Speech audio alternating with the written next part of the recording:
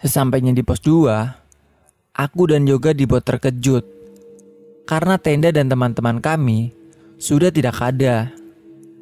Dan terkejutnya lagi, kami ditinggali sebuah carrier 80 liter yang sangat overload. Selamat malam, selamat siang, atau selamat pagi. Bertemu lagi bersama mahasiswa siluman. Dalam video kali ini, kita akan menceritakan pengalaman sepasang kekasih dalam mendaki gunung berbabu. Yang dalam pendakian tersebut selalu diikuti oleh sesosok makhluk kerdil yang wujudnya masih menjadi misteri. Dalam pendakian tersebut juga terdapat konflik dengan teman-temannya yang sebaiknya kita jangan tiru saat kita mendaki. Untuk lebih jelasnya, kita langsung saja ke cerita. Tapi sebelum itu, jangan lupa untuk subscribe dulu channel ini dan aktifkan notifikasinya untuk tetap mengikuti video terbaru dari kami. Pasang earphone-mu, siapkan tempat dan posisi yang nyaman. Bisa juga dengan ditemani kopi dan cemilan. Dan selamat mendengarkan.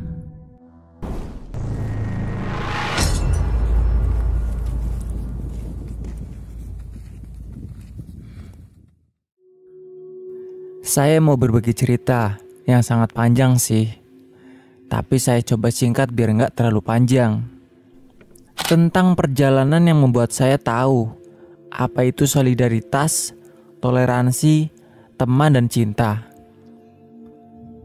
Tepatnya pada tanggal 8-9 April 2016. Jauh hari sebelum UNBK atau Ujian Nasional Berbasis Komputer dilaksanakan, saya diajak oleh teman untuk mendaki dalam rangka refreshing setelah kelulusan nanti.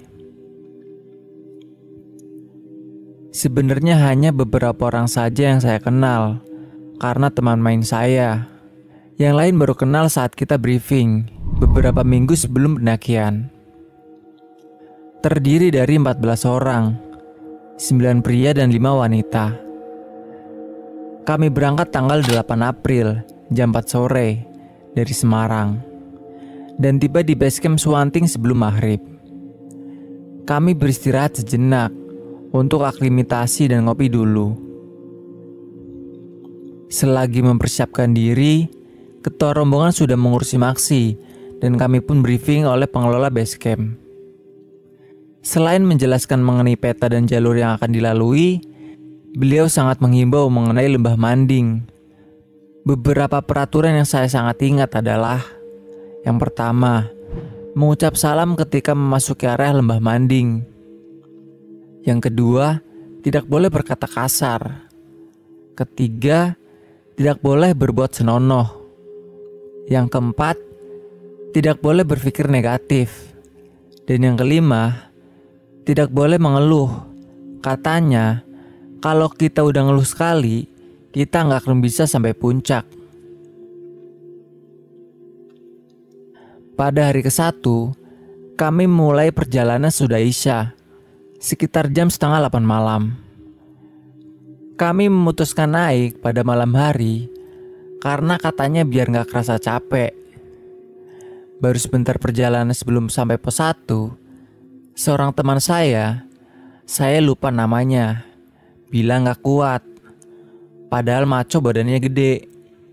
Dan salah seorang teman saya, lupa namanya juga, memutuskan untuk menemaninya kembali ke base camp. Gugurlah 2 orang yang saya lupa namanya itu, dan kami terus melanjutkan perjalanan.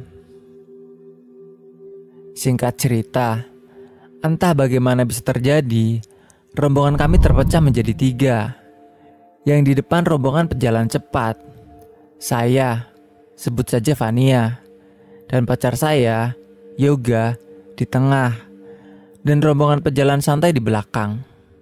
Tetapi jarak antara kami lumayan jauh satu sama lain. Oh iya, dalam rombongan ada 2 orang yang peka terhadap dunia lain, yaitu saya dan Koir. Perjalanan kami terasa lama sekali. Entah efek cewek-ceweknya yang lamban atau ada yang tidak beres, saya kurang ngeh. Tetapi Selama saya berjalan berdua dengan pacar saya merasa aneh.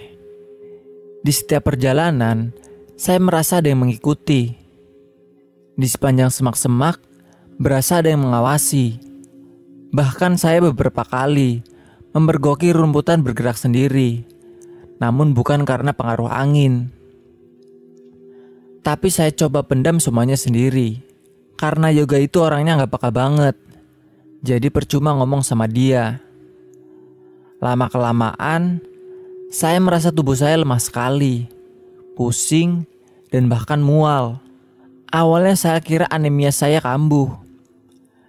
Namun semakin lama, kesadaran saya hanya setengah. Menurut cerita Yoga, sepanjang perjalanan, dia ngajak ngobrol saya dan memanggil-manggil nama saya. Namun saya tidak menjawab. Saya hanya diam saja dan muka saya sangat pucat. Yoga hanya memaklumi karena dia juga mengira anemia saya kambuh. Akhirnya semua rombongan bertemu di satu titik sebelum pos 2 untuk break. Di situ saya disuruh makan roti dan minum tolak angin oleh Marisa karena takutnya masuk angin. Khoir yang tahu mengenai keadaan saya tiba-tiba berkata sendiri dengan nada agak keras, "Wis, melu aku wae kabeh. Ojo ganggu kocok-kocokku." Yang artinya, "Sudah, ikut saja saya semuanya, jangan teman-temanku." Setelah itu, kami berniat untuk melanjutkan perjalanan. Namun Khoir izin untuk tinggal, dan akhirnya rombongan kami terpecah menjadi 2. Saya ikut rombongan yang melanjutkan perjalanan. Saat saya berdiri, tiba-tiba saya merasa tubuh saya sangat ringan, tidak seberat tadi. Kepala saya sudah tidak pusing, dan perut saya sudah tidak mual. Di situ saya sadar bahwa ternyata ada sosok yang berusaha memasuki tubuh saya. Dan saat Khoir berucap kata-kata tadi, dia berusaha berkata kepada mereka yang mengganggu kami untuk mengikuti Khoir saja.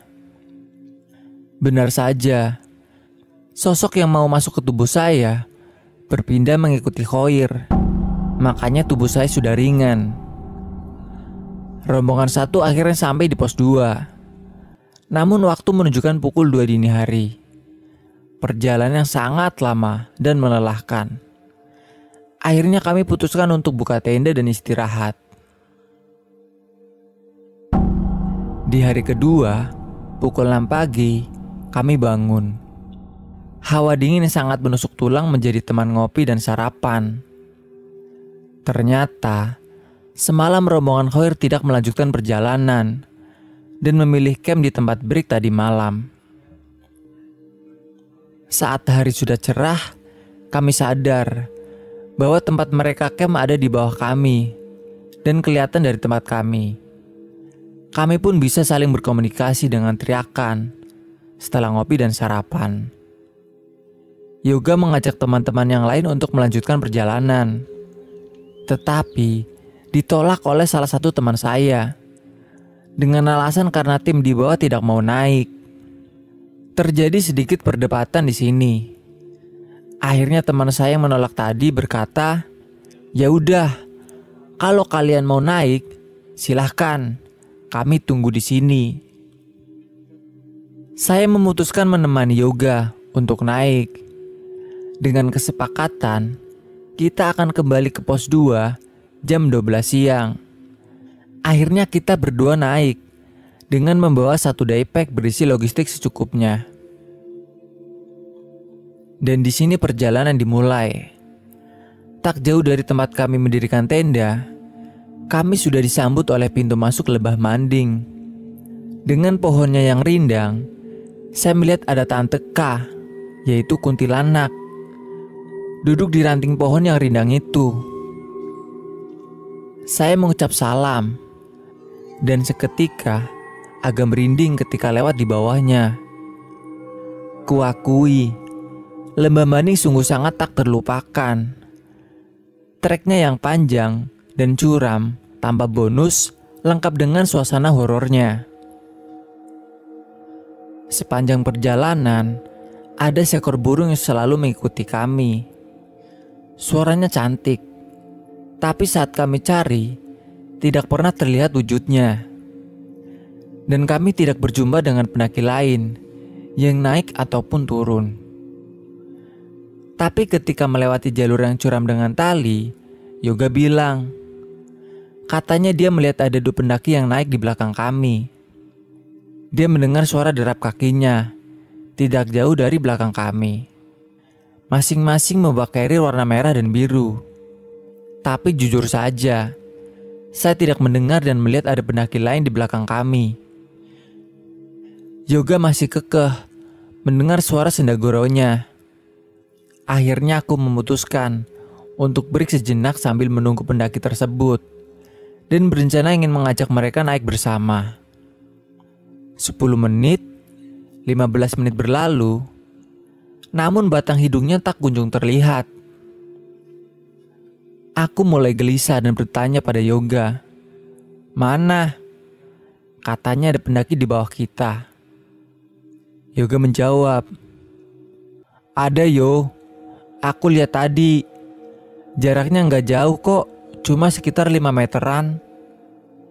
Jika di logika, jarak 5 meter nggak mungkin 15 menit ditunggu gak ketemu. Firasatku mulai tidak enak. Aku tahu yang dilihat Yoga bukan benar-benar manusia. Akhirnya setelah 20 menit, aku memutuskan untuk jalan kembali. Selama melewati lembah Manding, aku tahu kita tidak hanya berdua. Pertama, ada burung yang selalu menemani kita. Yang kedua, ada sosok kerdil, namun wajahnya seperti hewan yang jelek sekali, yang selalu menunggu kita di tikungan depan. Jadi, saat di depan jarak 5 meter ada tikungan, dia sudah menunggu kami di ujung tikungan tersebut. Namun setelah dekat, dia menghilang dan sudah menunggu di tikungan depan lagi. Asik kan? Jujur, sebenarnya aku sudah tidak kuat, meskipun aku tidak membawa apa-apa, karena daypack dibawa Yoga. Tapi terasa lelah sekali, hingga akhirnya kami tiba di pos 3, pukul 10:30 siang. Rasanya lega sekali, tapi kita memutuskan tidak lanjut naik ke puncak, karena saya tidak kuat. Akhirnya kami makan bekal yang kami bawa, sambil istirahat sejenak sebelum turun lagi. Dan pukul 11:30 siang, kami memutuskan untuk turun. Beruntung kami tidak sendiri. Kami bertemu dengan rombongan mas-mas ganteng dari Pekalongan, yang berjumlah 5 orang. Mereka sangat asik dan baik. Kami cerita kalau teman kami menunggu di pos 2, dan mereka bersedia menemani kami hingga pos 2. Sesampainya di pos 2, aku dan Yoga dibuat terkejut karena tenda dan teman-teman kami sudah tidak ada. Dan terkejutnya lagi, kami ditinggali sebuah carrier 80 liter yang sangat overload. Jujur kami kecewa. Mereka bilang akan menunggu kami turun. Namun kenyataannya berubah 360 derajat. Dengan rasa kecewa, akhirnya kami membongkar lagi tas carrier overload tadi dan membaginya dengan daypack yang aku bawa. Mas-mas dari Pekalongan tersebut jadi emosi sendiri dan kasihan melihat kami seperti ini. Mereka bilang, "Sekarang lu tahu kan mana yang teman beneran? Mereka bukan temen lu. Kalau sampai nanti lu sampai base camp tapi mereka nggak ada, berarti emang bangsat beneran." Mas-mas ini sangat baik sekali, mau menemani kami sampai turun. Apalagi saya cewek, otomatis lambat banget. Tapi mereka sabar menunggu saya. Di tengah perjalanan, gerimis mulai turun. Jalanan sangat licin. Beberapa kali aku dan Yoga terpleset. Beruntungnya lagi, Sehari sebelum pendakian, kakiku tersandung mesin cuci dan kuku jempolku hampir lepas. Aku sempat pesimis, diizinkan muncak, tapi aku nekat. Dengan jempol dibalut perban.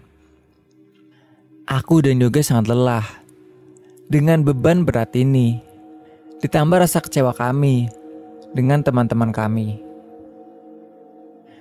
Tapi untungnya, canda tawa rombongan Mas Ganteng ini membuat perjalanan turun tidak begitu suram. Sampai di hutan pinus, hujan turun semakin deras. Sialnya, kami cuma membawa satu jas hujan. Yoga menyuruhku memakainya, dan dia hujan-hujanan. Kasihan sih sebenarnya, apalagi dingin banget waktu itu. Basecamp semakin dekat. Kami sampai di perkebunan warga. Namun cobaan datang menimpaku. Jackpot. Aku tersandung batu besar di jempol kakiku yang terluka. Aku di situ menangis jadi-jadinya. Sampai Mas-mas ganteng panik dan berniat menggendongku. Tapi aku jaim dan tetap berjalan sambil pincang. Sampainya di base camp jam 4:30 sore. Kami mencari teman-teman kami. Tapi penjaga base camp bilang mereka sudah pulang duluan sekitar 1 jam yang lalu. Dan mas-mas ganteng seketika langsung menasihati kami. Akhirnya kami bersih-bersih dan beristirahat sejenak sebelum kami pulang. Teman-teman basecamp juga prihatin mendengar cerita kami. Mereka sangat bersimpati kepada kami. 5:30 sore, kami memutuskan untuk pulang dengan sisa tenaga yang kami berdua punya. Kami terburu-buru karena tidak mau terlalu malam sampai rumah. Sampai lupa kalau teh angetnya belum dibayar. Maaf ya Bu. Hehe. Dari perjalanan ini, saya belajar banyak hal. Mulai dari menjaga sopan santun, menghargai keberadaan mereka, sampai menghargai arti solidaritas dan toleransi. Sekian. Tamat. Jika kalian punya cerita seram atau mistis yang ingin kalian bagi, kalian bisa kirim cerita kalian melalui DM Instagram atau kirim melalui email yang tertera di bawah. Jangan lupa like dan share-nya. Sampai jumpa di video kami selanjutnya. Salam lestari, mahasiswa siluman.